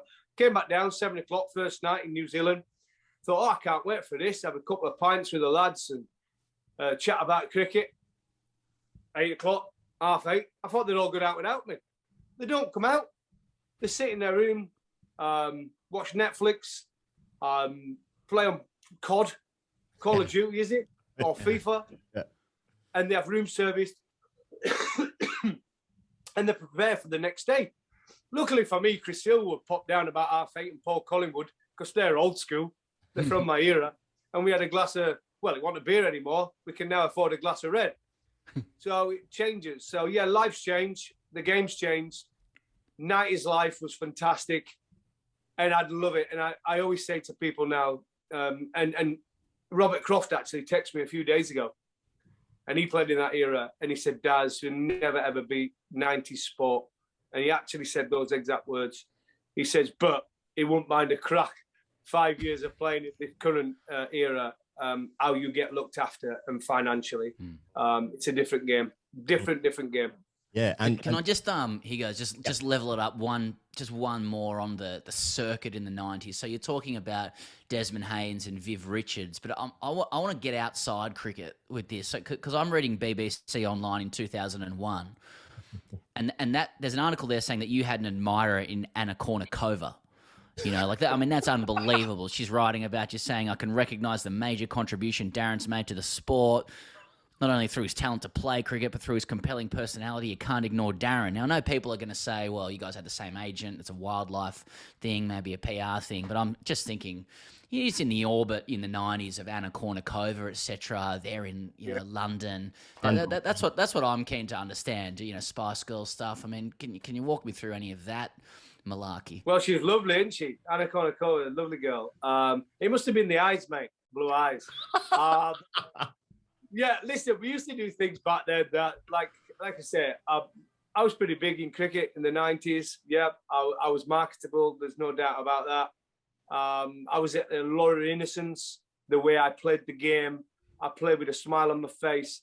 And that brings its rewards. Of course it does. And living in the 90s, having that affection, having the guy you women would like to cuddle up to on the longest day of the year. I won that award. I won GQ, one of the GQ Men of the Year in 2001. Yeah, you know what I mean? This is your life. I mean, yeah, it was just a weird time playing in that, and the affection you had from a nation, without a doubt. And stuff like the Cornucova thing it surprised me. I didn't actually know that was coming, but it was great to have in my benefit brochure. And people always ask me about that, mate. They always. I went on the Big Brother house, which used to be a big breakfast show over here. I was on the bed with Paula Yates, who was the presenter of it, and it was always a little bit seductive kind of interview thing. It made me feel quite uncomfortable, especially as I had my England tracksuit on at the time. But it was kind of weird. But yeah, that's the way it was back then. And Beckham obviously gave it that superstardom. One story on the Beckham thing, was, remember the Brill Cream ads? It's always been a cricketer, right? Brill Cream. And they were chatting to my agent in the 90s, because I was one of the biggest, obviously, sports players in the 90s. And they were chatting to my agent. I thought, oh, mate, this is a game changer. This is a huge contract. I think it was something like 250 grand back then, which would have been a lot of money back then to me. And they're chatting through. We got through stage 1, stage 2, got into the contracts. And then Beckham got engaged to Posh Spice, and he blew me out of the water. And if you remember, you look at YouTube or Google it, he signed £1 million contract with Brill Cream to be the new face. I mean, how can I compete with Beckham? You know what I mean? I mean, he ended up being the right move, and he became the Brill Cream boy for quite a few years. But the funny thing about that, he became the Brill Cream boy, and then he shaved all his hair off, didn't he? So that didn't go down well. And I lost that contract right at the death, because he got engaged to a Spice Girl. And then they went back to cricket, and it ended up being Kevin Peterson, I think, 12 years later or whatever, being the Brill Cream boy for a couple of years. But yeah, life in the 90s was pretty hot. It was pretty good. It was very enjoyable. And I'll never forget it. I will never forget the 90s. And so many good things happened, and it was such a good laugh to play. And trying to explain it to the current crop, when you try and have those chats, they don't get it. They don't get it. They don't understand. But the 90s, it's probably like us when our parents tell us about the 60s, you know what I mean, and the 70s, and we're like, really? Was it as good as the 90s? But apparently it was. Hey, Steve will never got any Cornucova love. I'm sure. I'm sure she was more of a Mark Wall kind of girl. Yeah. What do I ask you, Goughy? You mentioned before actually about sort of coaching. I know you've done some consulting work, fast bowling for the England team. Is that something that you enjoyed? You actually saying earlier how sort of coaches sort of messed you around, and I'm sure you'd have learned from that experience. And we've had so many conversations in Australia about what makes a good coach, and you've obviously been even part of like the whole Justin Langer conversation as well down here. But is that something that you would enjoy again, sort of coaching with the men's team? Yeah, of course. I'm qualified. I've got a huge personality. I'm bubbly. I'm energetic. I'm passionate, and I'm knowledgeable. I've got all the tools there. I had a bit of time out of the game. I always believe the problem I have with cricket is that people leave the game immediately and go straight into coaching roles, and they're set for life. Just coach. Why don't they try and do something else and then come back to it? They'll have a different view on it. Totally different view on it. Go and try something else before coming back into it. You see it in the county game mainly, where guys who are captain of a county, they go straight into coaching and they're there for another 15, 20 years. And it gets very stale, same ideas. They're not very blinkered because they've been in that bubble for so long. Try something different. Go to a different county. Go to a different country. Do something different. but they don't. And it's just waiting for that opportunity now. I did with England, work with England. I did get offered roles, but they're not for me. I don't want to be away 10 months a year. I'll be honest with you. It wasn't a role that I wanted to do. I worked well with some of the England bowlers. I've had great feedback. They've wrote articles. These players, I've not asked them to about my coaching style and where I helped them and how I've helped them.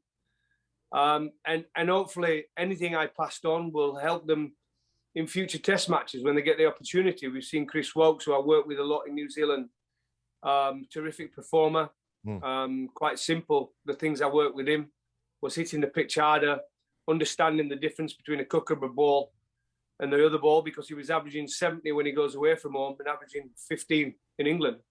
So it tells you, but he's doing something wrong when he goes away. So I worked with him on a few ideas there. I think he's done well in the other tests, 2 tests he's played since when he's been abroad. And Sakeem Mahmood, I don't think it's hard to work out what I work with him on. His approach to the crease, the pace in which he approaches the crease, his balance, and then reverse swing, which he's got a natural talent for. So work with him on stuff like that. And I think you'll see him in Australia this winter.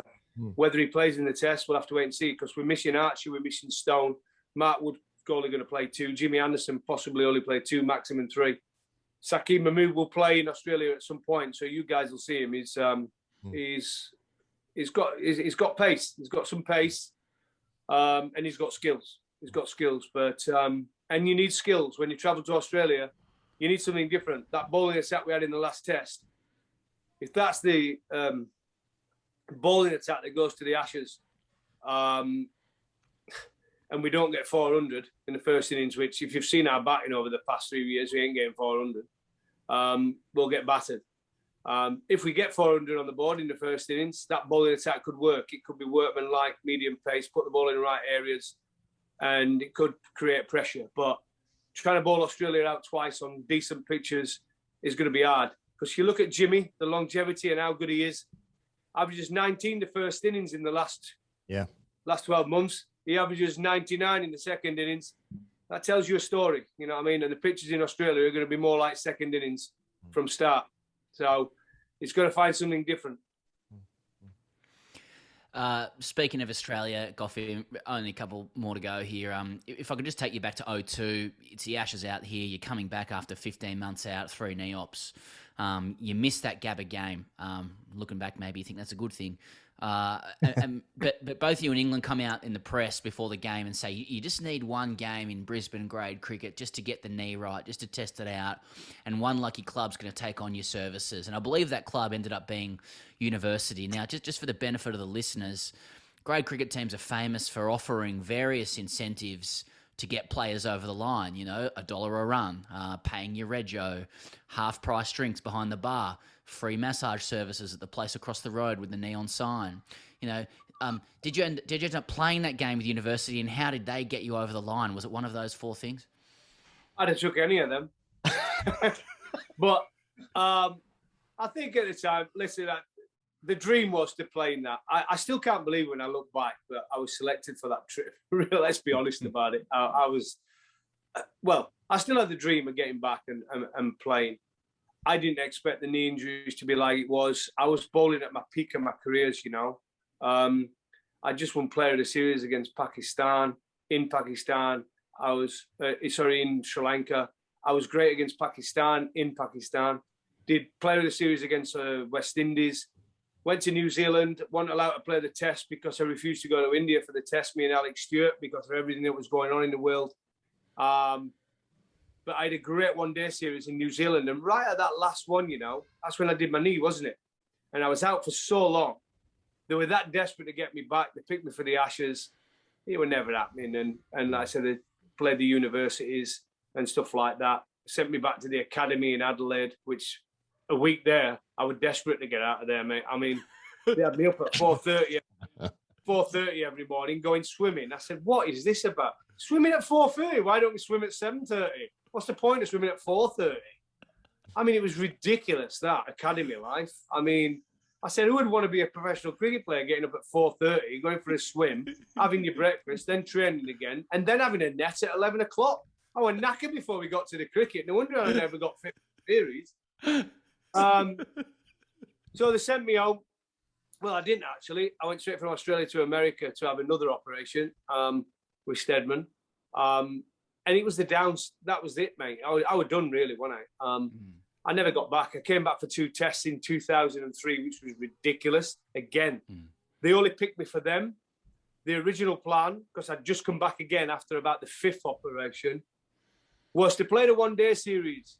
Play the one-day series, and then you get 4 weeks off, and then we'll see what happens the rest of the summer coming back into the test side. So they played Zimbabwe first in the test series. People like Johnson played, Hoggard played, Anderson made his debut. They picked me in the one-dayers. I bowled well. I bowled well in the final. 10 overs, 2 for 13. Got Callis and Gibbs out.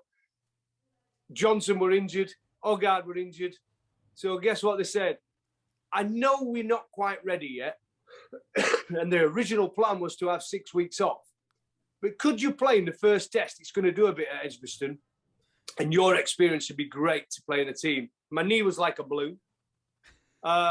I said, well, it's going to do a bit. Yeah. Turned up at Edgbaston, Graham Smith, 230. Flat as anything. Then they said, well, it's Lords. Your record at Lords is sensational, as good as anybody other bowler in the world. Play at Lords, and then we'll give you a rest for Old Trafford and the next test after that. So I played at Lords, Graham Smith, 250. They got 500 and odd for 7 or something declared. I walked off. I said to Nasser, I'll see you, mate. I'm done. I'm not playing anymore. And I did. I stuck to it. I rang up this selector on the way back, and I was done. But listen, I always wanted to play grade cricket in Australia. My sons both played A grade in Adelaide, where one was 16 when he made his debut, one was 18. And I went out and watched them play against each other. Browns versus, oh, dear me, I can't remember what the other, the ones with the yellow helmets in Adelaide, by the water, by the sea. God, what they're called? Glenelg, yeah. So one of them played for Glenelg, one of them played for Browns. And I'll never forget that. My sons played against each other in Australia. It was hilarious. Absolutely hilarious. It was magnificent. Last one, Goughy, just I suppose it relates to Australia as well. You obviously you work at TalkSport, you make comment on the game. There was the issue with Steve Smith earlier in the year, doing something weird at the crease. Yeah. He said it was plain cheating. Definitely a weird thing to do. The part that tickled me about that, I don't want to pick you up on that, it was a long time ago anyway. The part that tickled me was then there was news that Justin Langer was pinging messages to you and Michael Vaughan straight after. Like, you know, when you work for TalkSport, like, do you expect to get messages or calls like this? And you know, what's a message from Justin Langer or a call from Justin Langer like, especially when he was your last first-class wicket? Oh yeah, well I did remind him of that. I'm trying to find the text. I'll try and find the text actually. But JL, listen, great character. I had some great battles with him over the years. You know. I have no problem with him whatsoever, and he's opinionated. He's passionate. I can't find it. I think I deleted him. But he. So basically, it wasn't as he made it out as though it was an aggressive text. He just said, "Listen, Daz, I respect your opinion." There was a lot of love in that text as well, and everything. But I think you were out of line on your Steve Smith comments. And you know something, he had a point. He had a bit of a point. But I'm passionate, and I say it as I see it. And at that first moment when I saw it, I defended them over the ball scratching, you know. I actually thought it was a bit harsh, their punishment they got, the Smith and the Bancroft and Warner. I thought it was a bit harsh. So it's not just me jumping on, like a lot of people on Australia doing something wrong in world cricket. It was just me reacting because that's my job at that point. I didn't say it for an headline. Somebody else might have done who he was in that text message. I didn't. I just said it because that was my passion coming through. And I probably was a little bit harsh on Steve Smith. But with Justin Lang, it was a good conversation. There was no aggression in that conversation whatsoever. There was a lot of respect for each other, which we have. But as I did, I reminded him, but he was my last first-class wicket, and I did throw the ball away after that and say, I ain't bowling again. I'll do that. Another Aussie in my pocket. Thank you very much. See you, JL. But he's a great character, great personality. I know he's took a lot of stick over the past few months. I've been reading it. But listen, what do you want in life? Do you want someone who would run through a brick wall for you? That's what JL would do. And he'll still be coached when England go there this winter. And I wish him the best, because if he doesn't win, I mean, it's the same. You know what's going to happen, don't you? He won't be the coach anymore. So there's a lot of respect for him. But the conversation wasn't as he made out in the Australian media, that like it was him giving me and Michael Vaughan a telling off and a slap on the wrist. It wasn't. He was just getting he was saying it from his angle. And what he says of Steve Smith, that he's a fantastic bloke, he wouldn't be doing any of this and all that stuff. I said, well, he's had history. The problem is, once you've done it once, that's the first thing people are going to jump on, unfortunately, for Steve Smith. And I'm sure he is. He's a great bloke. He's a great player. And I wish him all the best. And I'm looking forward to seeing him get probably about 800 runs against England this winter. But it was my opinion, flew off the handle. And like I said, the conversation wasn't an aggressive one, especially with me and Justin. It was a lot of respect in that conversation. Nice one. Darren Gough, mate, thank you so much for joining us. For those listening out there, you probably had zero clue who was messaging you when you got the request to come on, but you've still delivered with so much passion and exuberance, and I'm impressed with how much of your career that you remember as well. If only could experience life as a famous sportsman in England in the 90s, it sounds like absolute gold. So, mate, really appreciate you at least giving us a little peep into it. Hopefully we catch you sometime soon. No problem, guys. Hopefully I'll see you this winter. But I very much doubt it. I ain't doing 2 weeks quarantine. Yeah. But good luck. Best wishes. I've got my sister-in-law lives in Brisbane, so hi to her. Okay, Pez, thank you to Darren Gough, and thank you very much to you, mate. And thank you to our dear friends at Manscaped, one of our favourite partners. And just it's satisfying when I know people are listening to this and think, yeah, I wouldn't mind a bit of that gear. Well, we had more examples this week. Yeah, let's not name any names. No names, but a recognised player was contacted, we were contacted by his partner, who is also recognisable. Fucking hell. What? Doesn't really narrow it down. Yeah, I guess not.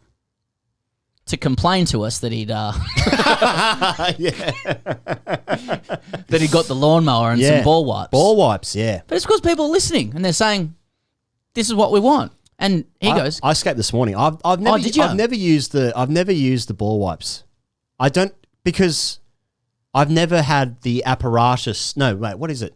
It's like with the actual trimmer itself. I've been doing that for years with different materials.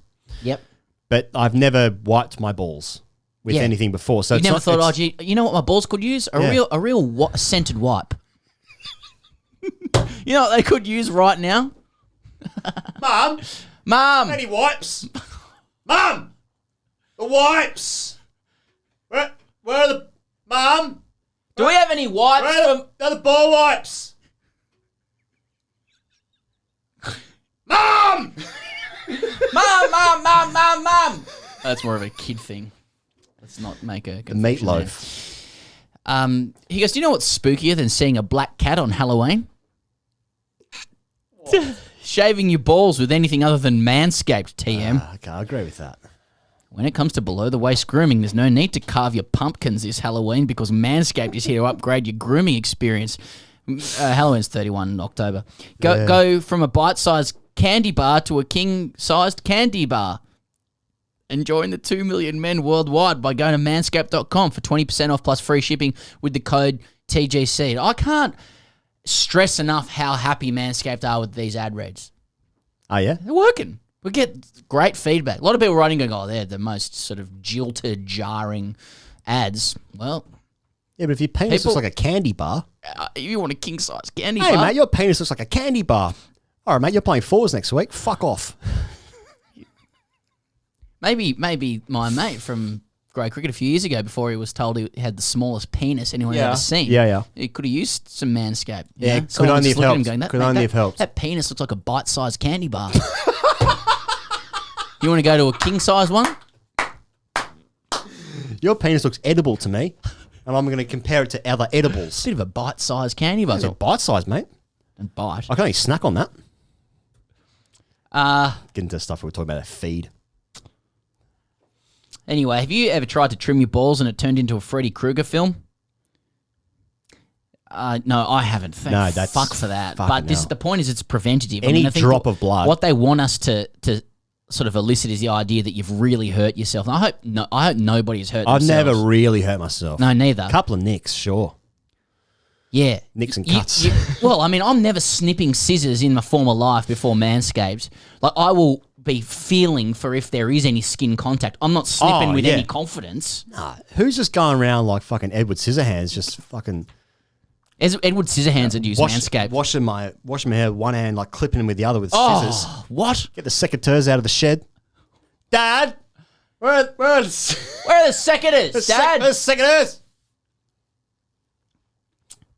You here, Dad? Yeah. You got those smokes yet, Dad?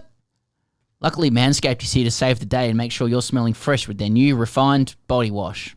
Fellas, the ladies love their signature scent, and it will scare away those vampires. Okay, look, I'm finished with this. Manscaped Performance Package 4.0. Inside, the holy grail of men's grooming items. You've got everything you want. The main thing is the clippers, but there's all this other shit if you want all the bells and whistles with it. Everyone, I don't know, come into summer and shit in Australia. Yeah. Manscaped.com, 20% off, free shipping, code TGC. TGC, manscaped.com, trick or treat or some shit. Hashtag AskTGC. If you like hashtag AskTGC, hashtag AskTGC Fridays comes out when, Pez? Friday. At patreon.com/Grey Cricket. You can sign up for $5 a month or $10 a month. That's US dollars, because that's how they do it. Callum writes in. 10. Too many beers on Friday night has stung me with an accidental hangover for Saturday's fixture. Feeling pretty shit and rather pitted, I finally make it to the ground 20 minutes late for the warm-up in the wrong kit, knowing full well that I'll be paying heavily for this after the game. It was by far the hottest day of the year and the deck was an absolute beauty. So we were all very confident in the skipper to win the toss and let us watch our openers bat through until tea. So obviously he decides to field, claiming he just wanted to piss me off. We start very well, and we're all in good voice. 5 overs in, I'm told to move the sight screen, and running over, I hear a little high-pitched voice asking, "Who's winning?" In such a state, I think, can't you fucking see we are 5 overs in, you dickhead? But I bite my tongue and look up and see I am being confronted by a boy no more than 6 years old.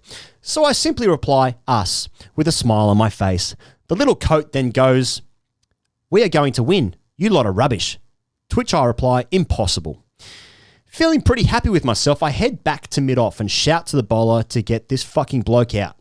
Following my instructions, he hits the batter just below the knee roll. I am in dreamland.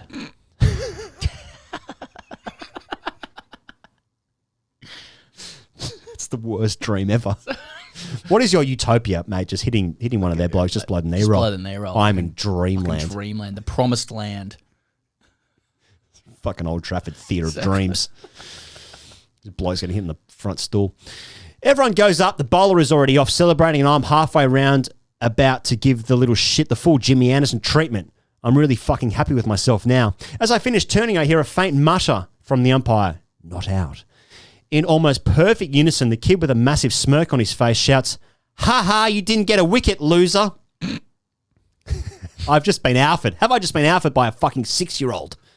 For the remaining 50 overs, my head is in absolute is an absolute jam. And again, I didn't think the day could get any worse, but of course it did. Batting down at 6, I had a sketchy start to my innings, but after a few boundaries, I finally got myself in and the runs were flowing. Must be nice. Okay. So as all great bats do, I decided to middle a full toss straight down cover's throat. I am gutted. The oppo are laughing in disbelief. And as I trudge off, I watch the bloke hit a fucking cartwheel.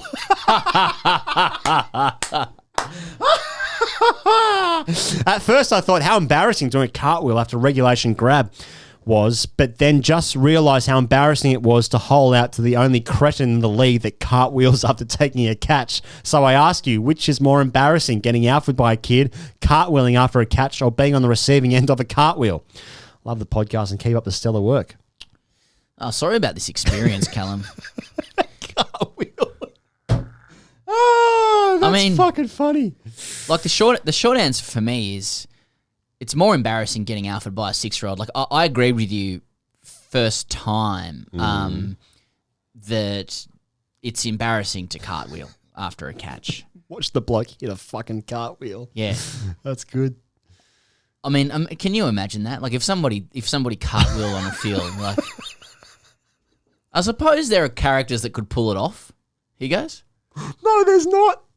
Not in Australia, there's not. If I was captaining a team, you'd be dead. And somebody cartwheeled after taking a catch, you'd have to kill him. I'd say get off.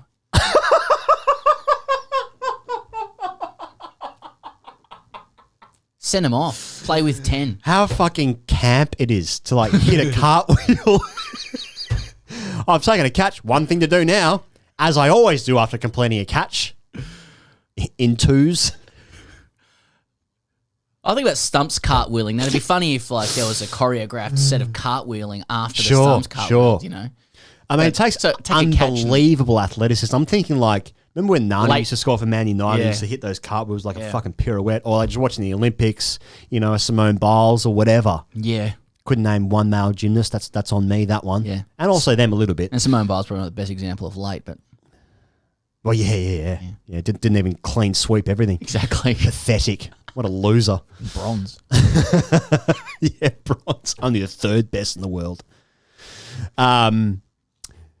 Yeah. So it takes great athleticism. Have you ever been to the ballet? I've never been to the ballet. I've been once. Oh, yeah. Been once. Unbelievably impressive. Unbelievable. Man, I couldn't the rig on it. Ballet in great terms. The women are obviously just fucking so graceful. Unbelievable. I could believe it. The blokes, unbelievable. Yeah. No, it's like then like a male gymnast came on. Just the thickness of the thighs, the spring in the step. Mate, it's got to be the next... The athleticism is just surreal. It's going to have to be sort of like Premier League and AFL scouts at ballet halls. You know what I mean? Have to. Look at this. Have to. Got to get this athlete in. Yeah. How's the rig on it? I admire... How's the rig on Black Swan? Yeah. Can't get over the... White Swan, Black Swan. I can't remember what one I watched. I was dating someone at the time who had tickets. They were like a member of the ballet. Right. As at the Opera House. It was good. It was good. If you're not familiar like with the ballet or a connoisseur of it, like you're meant to go then just have a jaw-dropping experience at how athletic they are. Oh, geez, it's actually, they're very good. It was impressive. Yeah, of course. I've never been back, and I don't know if I would. It wasn't something I'm like dying to go back to see. When's the next one on? Yeah. Looking up like Bragg magazine for bands. You know what I mean? Yeah, it wasn't that. They have grade cricket for ballet. Work your way through the ranks. You walk into a ballet. Man, talk about fucking alphas. Alphas in like... How good would that be? Fashion and ballet. Fucking hell. What grade? Is this real coats there. Walk around the outside, like turn up. It's like, is this... Look at the scorebook. Is this twos? Mate, do you ever play a game of grade cricket where you're not playing first grade and then someone asks you, or like, are you filling the boundary, someone asks you like, oh, what grade is this? And you tell them the grade and you see the disappointment in their eyes because they want to watch first grade? Yeah. What grade is this? Yeah. It's twos. Oh, it's second grade, isn't it? Okay. What's the score? And you have to answer as like in as cursory a way as possible. Like you can't elaborate on anything. 2 for 140. Yeah. Like someone else. What are they chasing? 270. Yeah. Pretending that you're concentrating on the game when you're doing anything but. All you can think about is a circuit. That's right. I'm getting off this field. My feet hurt. I want to check my phone, see if there's any notifications. How's this bloke playing in my grade? Yeah. I wish I got to face our bowlers. Yeah. runs against us don't count. They don't know this. Exactly. I'd love to play against us. Yeah. And then you change clubs and you play against them. They're just as hard as everyone else. I think I'm professional. Yeah. I got to move the sight screens myself. Yeah, I mean, the kid's the worst. The kids say the darndest things. Yeah. You know, you didn't get a wicket, loser. I mean, the great seal of truth is simplicity. A 6-year-old, if a 6-year-old lines you up, like it's like how it's like how a baby cries when you get it, and then the parent go, no, they're just struggling. And it's like, nah, babies fucking know. Just like animals, they can smell it. They smell it on you. And if a 6-year-old looks at there's 11 people and a 6-year-old picks on you, you can't help but ask yourself why. Yeah. I mean, at first when I read that, his head was turned to jam for 50 overs, whatever. Yeah. I thought that's a bit much, but now, you would be thinking you'd really start reflecting on every element of your life. You got to change your pheromones. You're using too much Lynx Africa. Yep. I made the mistake a while ago by saying that Lynx was called Axe in the UK, but it's actually called Axe in France and the US. I always mix that up. And do you reckon anyone let me know about that? I wouldn't have thought so. Most people are pretty good about mistakes. Most people can listen to a whole show. Saying that, when you do hear something that you know is wrong, it is annoying. Very annoying. Yep. So, would I apologise for that? Why the fuck would I do that? Exactly. Just fucking come out here. I'm going to bet you 5-0. Fuck off. Yep. See you next week.